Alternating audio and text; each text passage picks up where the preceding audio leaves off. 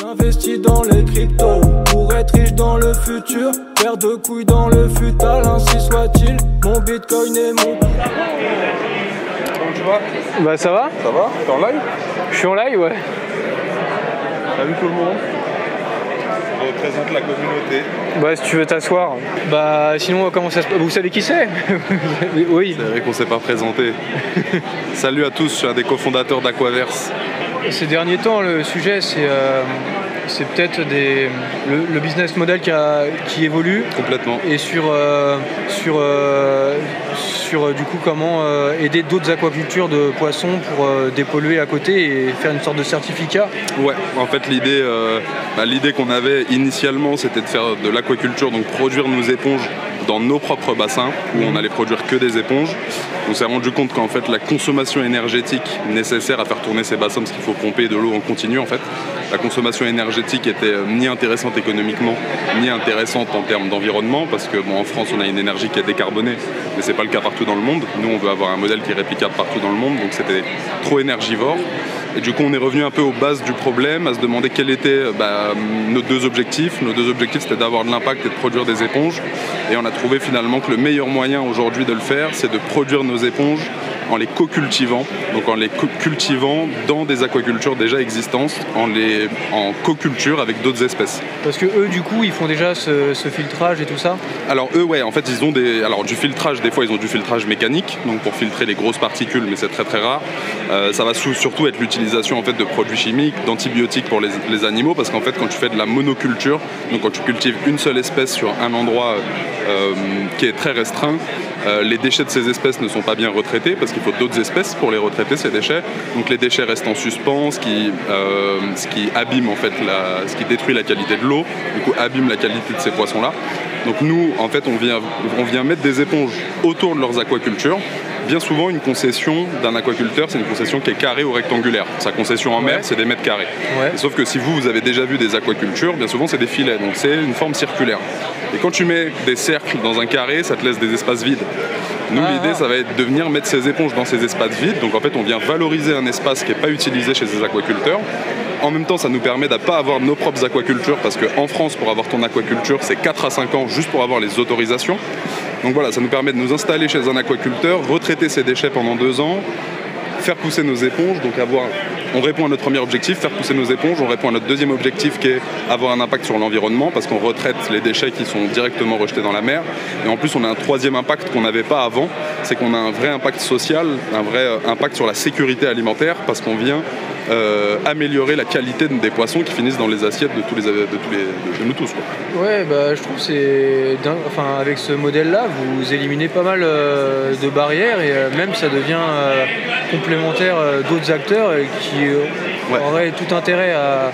Enfin, je trouve au niveau du business model... Ouais, complètement, j'étais en train de dire parce que je crois qu'il y a une petite question. Ouais, vas-y. Les éponges peuvent remplacer la filtration par les bactéries. En fait, ça dépend sur quoi on va s'attaquer, mais du coup, selon les espèces d'éponges, il y a plus de 10 000 espèces d'éponges. Et nous, par exemple, là, on a choisi une espèce aujourd'hui qui se co-cultive très bien avec le bar et la dorade en Méditerranée. Et du coup, on va venir retraiter tous les déchets qui sont issus de ces espèces. On va limiter la prolifération de certaines bactéries, pas de toutes, mais on vient en effet avec un produit naturel, donc bio-inspiré, remplacer des produits chimiques pour la filtration de ces bactéries. Et du coup, ça fait des économies pour les aquacultures, pour les leurs? Alors des économies, aujourd'hui on a du mal à le chiffrer encore parce que ça reste quelque chose, malgré que ça soit plus simple que de le faire dans les bassins, ça reste de l'innovation. L'aquaculture avec les éponges, ça n'a jamais été fait. Il y a des thèses qui ont été faites. Nous on se base par exemple sur une thèse qui a été faite en Italie. Donc économiquement, on ne sait pas encore exactement où ça va. C'est pour ça que les premiers partenariats qu'on est en train de fixer là sur les premières années, ça va vraiment être un partenariat win-win où nous, on ne va pas payer pour mettre nos éponges dans l'aquaculture, mais l'aquaculteur ne va pas payer non plus pour qu'on nous on vienne mettre nos éponges. Ça va être de la R&D, voilà. On crée un vrai partenariat de développement. Et une fois qu'on aura les chiffres et l'historique pour pouvoir prouver qu'on a amélioré de X% la qualité ou qu'on a amélioré de X% les rendements, ça c'est un service qu'on va pouvoir facturer aux prochains aquaculteurs par la suite. Donc en fait là tu commences à revoir c'est plusieurs cycles de génération d'impact et de valeur où en gros on va avoir une première fois on va aller récolter des éponges, on va aller récolter 4000 éponges par exemple en Méditerranée. Sur les 4000 éponges qu'on récolte en Méditerranée, on va mettre 8000 boutures, c'est-à-dire qu'on va couper 8000 petites éponges dans ces éponges qu'on va venir mettre en aquaculture, à Cannes aussi localement. Donc on ne dépollue absolument pas. Pendant 2 ans, ces éponges vont avoir un impact direct parce qu'elles vont retraiter les déchets des aquacultures. Au bout de 2 ans, elles ont atteint leur taille adulte. On les récolte, on les remplace par 2 nouvelles boutures pour repartir sur 2 ans. Celles qu'on a récoltées, on les met sur le marché tout d'abord en produits bruts, donc fleurs de douche, démaquillant visage, tout ce que vous connaissez déjà, ça bouge pas. Ces éponges-là, du coup, elles vont avoir leur vie en tant que produit dans notre quotidien pendant environ 4 à 5 ans, c'est ce qu'on estime aujourd'hui. Et au bout de 4 à 5 ans, on est en capacité de récupérer ces éponges et de les upcycler pour aller vers des produits techniques comme l'isolation thermique ou toutes ces choses-là. En fait, il faut maîtriser pas mal de flux, quoi. C'est ça. L'idée, en fait, c'est qu'il faut maîtriser pas mal de flux, mais l'idée pour nous, c'est vraiment d'avoir plusieurs cycles de création d'impact et de valeur. Parce que tu auras à chaque fois de la création d'impact soit directe. Dans l'aquaculture, c'est direct, on vient dépolluer directement. Et quand on vend des produits, on a un impact qui lui est indirect, parce qu'on vient remplacer des produits qui sont polluants. Si tu utilises une fleur de douche à base d'éponge, pendant 5 ans, tu ne vas pas utiliser de fleur de douche en polyester, donc on produit moins de fleurs de douche en polyester, donc génération d'impact aussi. Et pour l'instant, vous avez déjà, pas encore du coup, les produits finis pour la vente? Si, alors pas les produits transformés. Il y avait Jimbei, ouais. Pas les produits transformés. Alors pour tout ce qui est produits bruts, les fleurs de douche, les démaquillants visage, ça c'est déjà sur le marché avec Jimbei. Ça c'est l'héritage de l'entreprise qu'on a depuis 4 ans du coup, qui nous a amené aujourd'hui à Aquaverse. Et sur les produits techniques, on travaille aujourd'hui. Alors on a déjà fait les tests de faisabilité avec Polytech Nantes et le Centre européen du textile innovant sur l'isolation thermique. On sait qu'on est capable de produire un isolant thermique à base d'éponge de mer. On sait que cet isolant thermique serait aussi isolant que la laine de verre à 0,1% près. Maintenant, il y a plusieurs encore freins à nous, parce que là on parle d'industrialisation, donc il faut avoir des quantités de production qui sont industrielles, il faut avoir un outil industriel derrière, donc le CETI peuvent nous accompagner sur des petites et moyennes séries, mais le jour où on voudra isoler toute la France, il faudra qu'on développe nous-mêmes nos propres usines. Bon, ça c'est à horizon 10 ans, 10-15 ans. Ça c'est beau ça.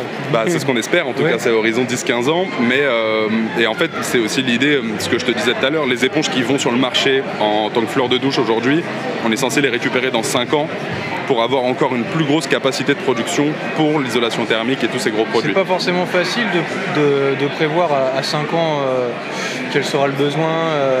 Et puis aussi, même si tu peux définir le besoin, est-ce que tu es en capacité aujourd'hui de les mettre en production? Non. Et voilà, c'est ça aussi. Là, on avance. Alors nous, l'objectif qu'on s'est fixé, c'est on a un objectif de capacité de production à 5 ans. On a une croissance qui est fixée pour pouvoir atteindre cette capacité de production dans 5 ans. Maintenant, ça reste encore hypothétique aujourd'hui. C'est les chiffres qu'on a fixés avec notre chercheuse, avec notre ingénieur, en se disant que si on avait tant d'éponges ou alors tant de mètres carrés de production dans 5 ans, ça serait capable de nous sortir tant d'éponges dans 2 ans, enfin dans 7 ans du coup. Donc aujourd'hui, c'est des hypothèses. Sur le papier, ça fonctionne. C'est-à-dire si on arrive à atteindre nos objectifs année après année, d'ici 5 à 6 ans, on va pouvoir commencer les tests sur l'isolation thermique. Donc bien sûr, encore une fois, on va pas pouvoir isoler toute la France d'un seul coup. Et l'isolation thermique, c'est qu'un des produits. Mais on va pouvoir commencer à faire des tests à petite échelle avec des startups qui, elles, sont dans l'innovation pour l'immobilier, toutes ces choses-là. Du coup, vous avez déjà noué des partenariats, autant au niveau des aquacultures ou là, comme tu me disais, immobilier Ouais, alors partenariat aquaculture, là on est en train de le finaliser parce que justement, en fait, ça a évolué de la manière dont on voulait le faire. Il y a plein d'aquaculteurs avec qui on était déjà en contact jusqu'à maintenant. Et c'est toujours compliqué le passage entre être en contact et signer le contrat avec eux, parce qu'on parle quand même de venir implanter une nouvelle espèce au sein de leur aquaculture. Ouais.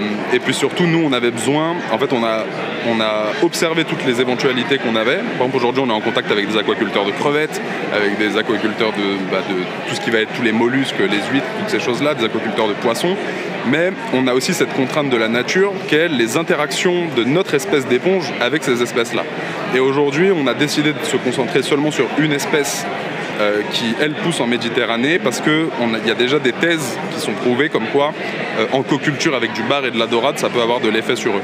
Donc en fait, là, aujourd'hui, on a regardé toutes les options qu'on avait devant nous, et là, on est sur le point, on espère de signer très rapidement notre premier partenariat pour l'année 2023-2024 avec un aquaculteur de Côte d'Azur, de bar et de dorade. D'accord. Ouais. Cool. très bien. Moi, je suis très content d'avancer là-dessus. Ça a été un sacré pivot pour nous parce que la vision qu'on a vendue il y a 1 an et demi avec les éponges en bassin, c'était la vision que nous-mêmes on portait déjà depuis 3 ans. On s'est rendu compte finalement en allant au bout du process scientifique avec la chercheuse et l'ingénieur que c'était pas viable dans le temps, donc il a fallu se réinventer. Ça a été une période un peu compliquée et c'est aussi ce qui a expliqué le petit creux dans la communication de 2-3 mois où là sur le projet, nous on était en train de chercher le meilleur moyen d'y arriver, on savait pas si on pouvait exposer tous nos doutes à la communauté, comment ils allaient le recevoir. Avec du recul, c'était une grosse erreur, on aurait dû leur parler de tout, même de nos doutes depuis le début parce que dès qu'on l'a fait, ça a été super bien reçu par la commu et franchement je les remercie du fond du cœur. C'est jamais simple à aborder, ça dépend aussi des communautés, ça dépend des périodes. Et puis de toute façon, par contre, tu vois, la capacité du coup à rebondir, c'est bien aussi. Parce que si tu partages juste tes doutes mais si tu n'as pas de solution, ça peut aussi ça peut être compliqué. Ouais. Après, tu vois, c'est un peu la raison pour laquelle on a préféré garder un peu le silence et revenir avec la solution et la vision.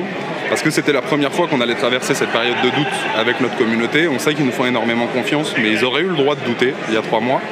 Je pense que là, on leur a prouvé la résilience qu'avait l'équipe, la manière dont on pouvait repenser le projet, remettre la tête dedans, repartir de zéro et réécrire une vision. Aujourd'hui, on l'a représenté et on la challenge encore avec eux. Il n'y a rien qui est gravé dans le marbre. C'est-à-dire que là, on a fait un peu ce retour, on a expliqué un peu les problématiques auxquelles on allait s'attaquer sur l'aquaculture. On a eu de super retours de la communauté. Des réflexions aussi sur le tokenomics qui va bientôt arriver de manière publique, où on réfléchit aujourd'hui avec la communauté aussi à comment lier au mieux notre token avec les performances de notre écosystème dans le monde réel. Donc voilà, je pense que notre communauté a compris aujourd'hui qu'on était capable de réinventer le projet, de le réinventer avec eux pour le mieux.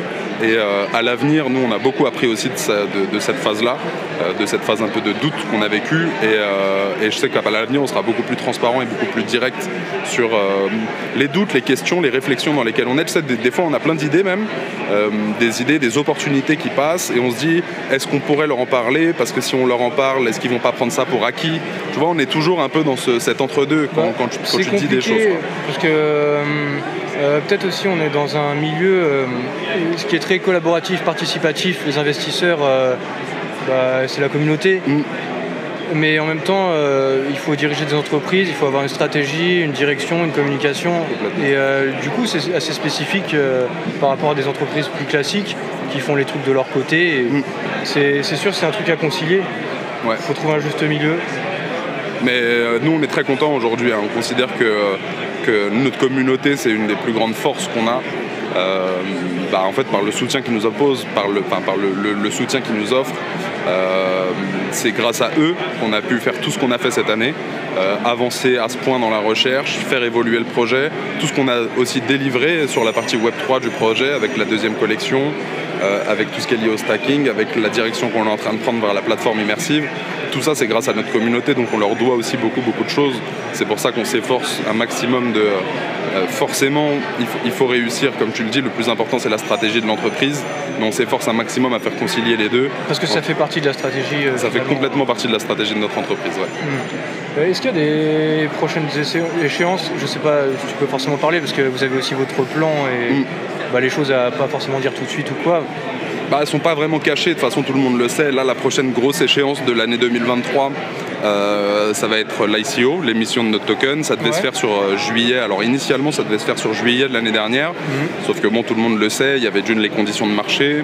De deux, il y avait des partenariats que nous, on devait faire qui ne se sont pas faits finalement, avec un launchpad en particulier.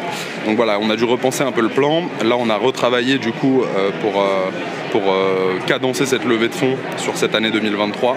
Aujourd'hui, on espère pouvoir faire clôturer la public sale de cette ICO aux alentours de Q3. Donc voilà, moi si je devais donner une date aujourd'hui, je pense que ce sera aux alentours de septembre. Mais encore une fois, je dis bien je pense, parce qu'il y a encore plein de choses qui peuvent bouger d'ici là.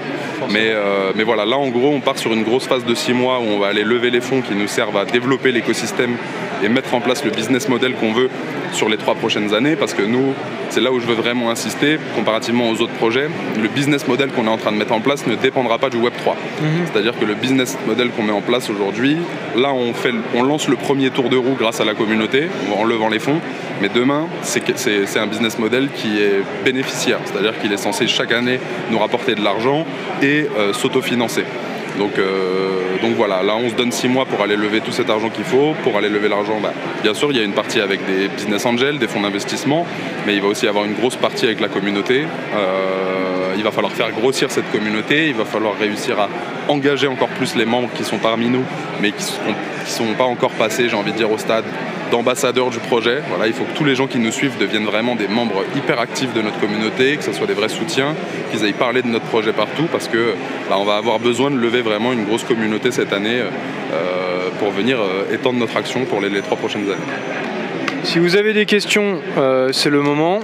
Il y a il y a Chorizor qui demande à quoi servira le token.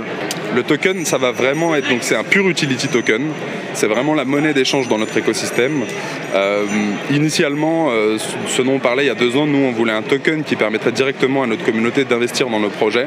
C'était une vision un peu utopiste parce que tant que toute la chaîne de valeur n'est pas prête à accepter notre token, c'est-à-dire autant notre fournisseur que l'État et les impôts demain, c'est très compliqué en fait d'utiliser notre token comme moyen de paiement. Donc aujourd'hui on est vraiment sur un pur utility token à 100%. Ça va être du coup vous donner accès à tous les produits physiques ou digitaux dans notre marketplace, acheter par exemple tous les produits de Jimbei, ça va être la monnaie d'échange de tout notre écosystème Web3, donc pour pouvoir encore une fois aller sur notre marketplace NFT, toutes les interactions que vous allez avoir avec la collection V2, le split and merge, le fait de pouvoir acheter des nouveaux assets, d'envoyer votre NFT en mission, ça va gérer aussi ça va être un peu la hard currency de notre play to earn, exactement, donc il y aura un bridge entre cette monnaie, la QX et les jetons qui seront utilisables dans le jeu, enfin la soft currency qui sera utilisable dans le jeu. Donc en fait ça reprend vraiment, c'est l'utility token pur, de notre écosystème, vraiment. Parigo Offshore, il demande l'objectif de la levée de fonds. Alors l'objectif de la levée de fonds aujourd'hui, alors nous on a un objectif en termes de chiffres pour le développement de notre projet sur les 3 prochaines années, il est de 6 millions d'euros. Maintenant, l'objectif de la levée de fonds aujourd'hui, il est à peu près autour de ça. Comment il est réparti, ça c'est encore les dernières choses qu'on est en train de définir aujourd'hui. Parce qu'il y aura peut-être plusieurs rounds. Il y aura plusieurs rounds, ça c'est sûr. Il n'y aura pas qu'un round de public sale. Il y aura certainement, mais c'est pas encore signé, mais il y aura certainement une partie en equity, parce qu'aujourd'hui les VC, donc les fonds d'investissement, ont beaucoup de mal à rentrer en 100% sur du token quand ils investissent dans des projets. Aujourd'hui la norme c'est beaucoup plus de prendre une part du capital de l'entreprise avec un bonus en token. Ce qui est déjà le cas finalement avec les NFT. Ce qui est plus ou moins le cas avec les NFT. Sur le modèle. Mais voilà, un petit peu sur le modèle, mais là c'est très purement légal où ils achètent directement des parts de l'entreprise. Dans le monde Web 2. Dans le monde Web 2, ils achètent. Pas Web 2, mais. Dans le monde classique. Exactement. Dans le monde classique, ils achètent des parts de l'entreprise. Donc on accueillerait. Aujourd'hui, on est 4 actionnaires dans l'entreprise. C'est Dolian, Bausman, Younes et moi. On détient 100% de l'entreprise. Mais du coup, il y a peut-être une partie de l'entreprise qu'on va devoir céder à des fonds d'investissement. Donc aujourd'hui, on est encore en train de jauger quelles vont être nos capacités, selon nous, à lever en public. Franchement, si on pouvait lever 6 millions auprès seulement de notre communauté, ce serait magnifique. Sauf qu'aujourd'hui, ça risque d'être très compliqué et encore. Alors déjà dans le marché global, mais encore plus sur Multiversix. Si c'était lors du prochain bull run, ce serait envisageable. Ah oui, mais en ce moment, il y a les timings. On croise tous les doigts. Peut-être qu'au début. Mais on ne va pas attendre 2 ans ou 1 an et demi pour. On ne peut pas se permettre. Ouais. Et en fait, c'est aussi une des grosses décisions que nous on a prises cette année. Pendant 1 an l'année dernière, on a développé notre projet en se disant que c'était vraiment le Web3 qui sur le long terme allait nous financer, qu'on allait être vraiment dépendant du marché du Web3, de la liquidité présente sur le Web3 pour financer tous nos projets. Et on est clairement revenu là-dessus en fait. Par la communauté, pour la communauté. Exactement. En fait, là aujourd'hui, quand je dis qu'on est revenu là-dessus, c'est qu'avant on considérait vraiment. En fait, on avait un modèle économique dans le monde réel, mais qui dégageait moins de bénéfices que le modèle économique qu'on a dessiné aujourd'hui. Donc on aurait eu besoin sans cesse que la communauté réinvestisse, mais pas réinvestisse dans le vide. Chacun des projets, lui, était bénéficiaire, mais le global un peu moins. Du coup, là, aujourd'hui, on n'est plus du tout sur cet aspect-là. On est vraiment sur un aspect où la communauté nous aide à lever les fonds dont on a besoin. pour mettre en place un business économique qui lui sera rentable par lui-même. Et l'idée demain, c'est de pouvoir récompenser ces gens-là parce que la supply du token sera liée aux performances de notre écosystème dans le monde réel. Donc plus notre écosystème va performer dans le monde réel, plus la supply va diminuer. Donc plus forcément, en fait, plus tôt t'es rentré, mieux t'es. Ce sera le meilleur moyen pour nous de récompenser notre communauté sera en faisant performer notre token demain, donc en ayant un maximum de performance dans l'écosystème réel. Ça demande si il y aura des airdrops prévus pour les holders. Bien sûr, ça a toujours été prévu. Il y aura un airdrop pour les holders de la V1, les Guardians V1, ça a toujours été le cas. Les V2, non. Les Guardians V1 auront un airdrop propre à eux. Et on est aussi en train de réfléchir, parce qu'on a vu que dans la communauté, il y avait des gens qui avaient des intentions d'achat. Donc on est en train de réfléchir aussi à réserver un round spécialement, un round là où ils viendraient acheter du token aux holders de NFT. Exactement. Les holders de NFT pourraient avoir un round un peu privilégié, à un prix un peu privilégié par rapport à la public sale, un prix ou du moins des conditions privilégiées pour s'ils veulent investir plus que le airdrop va leur donner. Là, ils demandent s'il y a des partenariats prévus, mais bon, au final, oui, l'aquaculture et tout ça. Ils demandent peut-être au niveau du Web3, peut-être. Alors, au niveau du Web3, là, c'est pareil, je ne peux pas vous citer de nom parce qu'on est en train de discuter avec tout le monde. En tout cas, l'ambition qu'on a, pour vous donner une ambition qui est très claire, on a l'ambition d'intégrer un maximum de projets Web3, premièrement Multiversix, mais aussi cross-chain, d'inclure un maximum de projets Web3 dans cette levée de fonds. Donc on est déjà en discussion avec plusieurs projets sur Multiversix qui, eux, vont venir mettre un bout de leur trésorerie dans notre ICO pour vraiment montrer qu'on a un soutien entre ces différents projets et pour nouer des partenariats long terme. Potentiellement avec des projets qui ont un token, on peut même essayer de penser des partenariats long terme sur nos deux tokens, comment nos différents tokens peuvent avoir des utilités dans nos écosystèmes partenaires, toutes ces choses-là. Ouais, c'est complexe, ça peut être complexe. Ouais, on est en train de travailler ça avec plusieurs builders, autant sur Multiversix que sur d'autres blockchains. Donc voilà, on attend juste de finaliser ça aussi, mais on a vraiment pour ambition de créer des partenariats long terme et de lier notre réussite un peu à tout l'écosystème, de montrer que c'est en se soutenant les uns les autres qu'on peut tous se faire grandir. Et dans l'idée où nous, il y a des projets qui aujourd'hui viendraient investir sur nous, on prévoit demain d'investir aussi sur d'autres projets. Et au-delà d'investir, là je vous mets un peu dans le back-office, mais en tout cas sur les projets Multiversix, il y a une très très bonne ambiance et il y a plein de projets qui sont en train de se regrouper et on est en train de discuter à comment est-ce qu'on peut au mieux communiquer ensemble pour aller faire plus de bruit sur d'autres blockchains, comment on peut mutualiser nos ressources en interne, que ce soit des ressources techniques, des ressources légales, mais on sent qu'il y a une petite synergie qui est vraiment en train de se créer entre tous ces projets et je pense que c'est quelque chose qui sera très bénéfique à l'écosystème. Faire du bruit sur d'autres blockchains, ça passe aussi par des events comme celui-là où aller faire connaître ses propres projets. Ouais. Voilà. C'était très cool. Ouais, très content. D'ailleurs, est-ce qu'on leur explique? On peut. C'est grâce à lui si je suis là aujourd'hui. C'est lui qui m'a donné une place. Vous pouvez le remercier pour cette petite interview. Ah bah si, moi je te remercie en tout cas. Ça me fait très plaisir d'être là. Normal. Et merci beaucoup à toi. J'espère que, en tout cas, tous les contacts qu'on va se faire ici, il y aura un petit bout qui sera grâce à toi. De rien et j'espère. Bon du coup, va aller challenger, va pitcher. Ciao l'équipe. Bon courage à toi. Salut, merci. On se recroise dans la journée ou demain? Ouais, demain c'est sûr je pense. Demain c'est sûr? Ouais, salut. Finalement, même sans chercher le networking, on finit par connaître des start-upers et tout ça, quoi. Donc ça se passe si ça doit se passer et en restant... La base c'est l'humain. On rencontre des humains qui ont des projets, des ambitions, des envies. Je pense qu'il y a déjà on a plein de valeurs communes parce qu'on est sur la blockchain. Et en plus la blockchain c'est une belle, c'est un bel espace où tu as plein de genres de projets qui vont défendre différentes valeurs. C'est justement quand j'ai lu votre white paper, c'est un truc que j'ai senti en fait. Ok. Ça me touche beaucoup que tu dis ça parce que on l'a vraiment écrit avec le cœur pour le coup. Mais on voulait y mettre du cœur quand même pour que nos ambitions soient comprises et qu'on les partage ensemble pour qu'on puisse construire ensemble. Tu vois. Donc ça me touche beaucoup de ça. Ouais, en fait j'ai senti des choses qui me parlaient en fait. Là tu décris quelque chose qui est archi important je trouve. Alors on arrive à transmettre des choses comme ça à travers des white papers, des vidéos, des trucs comme ça, etc. C'est le plus important parce qu'au-delà de tout le business qu'il y a autour, au-delà de l'ambition qu'on veut avoir, etc., pour atteindre tout ça, il faut qu'il y ait un groupe d'humains connectés pour créer une sorte de révolution. C'est-à-dire on ne crée pas une révolution au niveau c'est compliqué. C'est compliqué, mais en tout cas on peut révolutionner un secteur, au moins certains process selon lesquels le monde fonctionne aujourd'hui, tu vois. J'ai senti peut-être un état d'esprit aussi, et de vouloir justement impacter sur le monde, mais j'ai senti aussi en restant par rapport à ses propres valeurs. Et du coup, c'est un truc qui m'a parlé. Mais c'est dur d'agir sur ses propres valeurs tout le temps. Parce que le business, c'est les cadres aussi. C'est les cadres. Ouais, mais c'est justement le genre de truc. Là, ils sont en plein truc intime. Ouais, c'est vrai. Salut la commune, désolé. Vous et voilà, ouais, le fait d'essayer de contribuer au monde, rester soi et en même temps réussir à combiner tout ça, c'est dur. C'est dur. C'est ce que tout le monde voudrait, je pense aussi, mais bon. Mais moi, c'est ça qui me tue en fait, c'est que tout le monde voudrait ça, mais on n'agit pas forcément en conséquence. Parce qu'on ne sait pas comment faire.